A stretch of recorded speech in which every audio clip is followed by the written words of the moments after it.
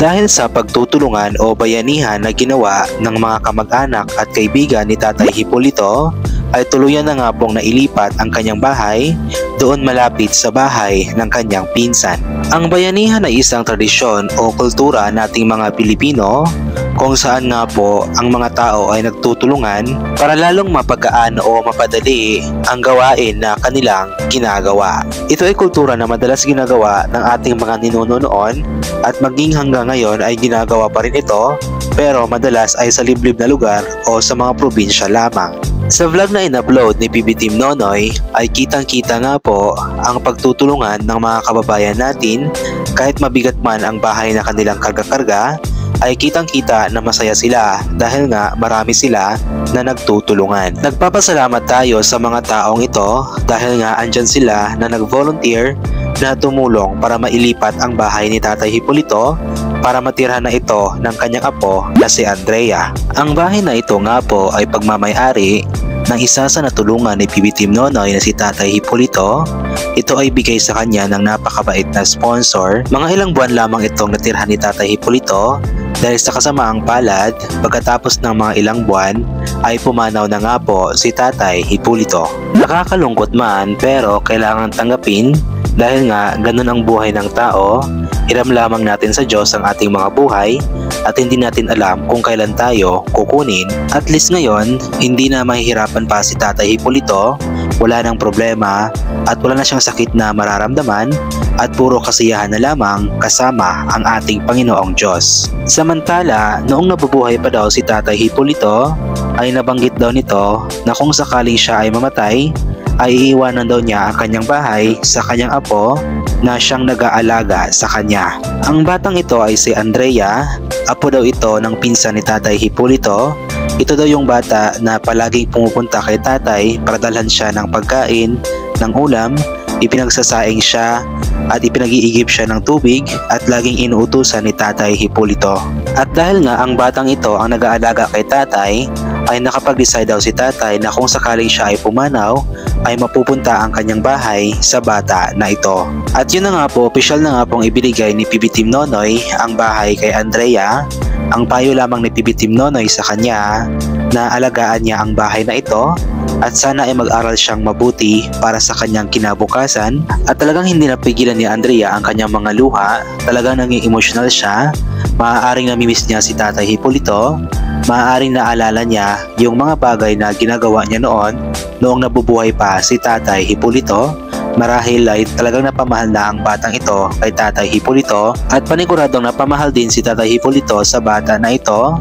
Kaya deserve talaga ni Andrea na sa kanya mapunta ang bahay ni tatay. Kaya sana ay alagaan talaga ito ni Andrea at nang magiging kasama niya sa bahay na ito, kasi ito yung magsisilbing alaala ni Tatay Hipolito sa kanila, lalong-lalo na sa kanya. At ang bahay na ito, kahit maliit man ito, ay dugot pawis ang puhunan ng sponsor na tumulong kay tatay para lamang mabigyan siya ng bagong bahay. Kaya maraming salamat din talaga sa nag-sponsor kay tatay para sa bahay na ito. Hindi man niya ito natirhan ng matagal-tagal, at least makikinabang naman ang kanyang apo at ang iba pa niyang kamag-anak sa bahay na ito. At nagpapasalamat din tayo ng malaki kay PB Team Nonoy dahil nga sa tulong na kanyang ibinigay kay tatay noong ito'y nabubuhay pa. Kahit papaano, bago man lang siya pumanaw, ay naranasan niyang makatulog sa maayos, maganda, komportable at matibay na bahay. At naranasan niyang makatanggap ng tulong mula sa ibang tao na kahit hindi man niya kaano-ano, ay talagang tinulungan siya ng bukal sa puso. Kaya maraming salamat po ulit sa iyo, PB Team Nonoy, at sa lahat ng mga sponsors na tumulong kay tatay, lalong-lalo na sa nagbigay ng bahay sa kanya. At bago lang po tayo magpapatuloy, ay huwag po sana nating kalimutang suportahan palagi ang mga videos na ina-upload ng Pugong Biyahero Team, especially ni Sir Pugong Biyahero, PB Team Nonoy, PB Team Peter Paul, Mang Eli, Peking Bombay, Madam Yola, Ralph Aberelia Vlog at lahat ng PB Teams Luzon, Visayas at Mindanao. Huwag po natin i-skip yung mga ads na lumalabas para may chance na mas malaki yung papasok na revenue na maaari nilang maitulong sa mga taong nangangailangan, lalong-lalo na sa mga kababayan nating mga katutubo. At paki-share din po sana ng mga videos na ina-upload ng lahat ng PB Teams Luzon, Visayas at Mindanao para mas marami yung makakapanood ng mga charity vlogs na kanilang ginagawa.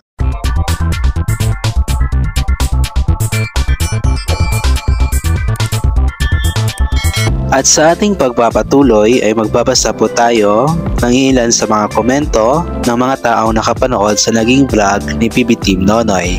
Unahin po natin itong komento mula kay Florenda Jao. Buhay pa rin ang bayanihan sa probinsya.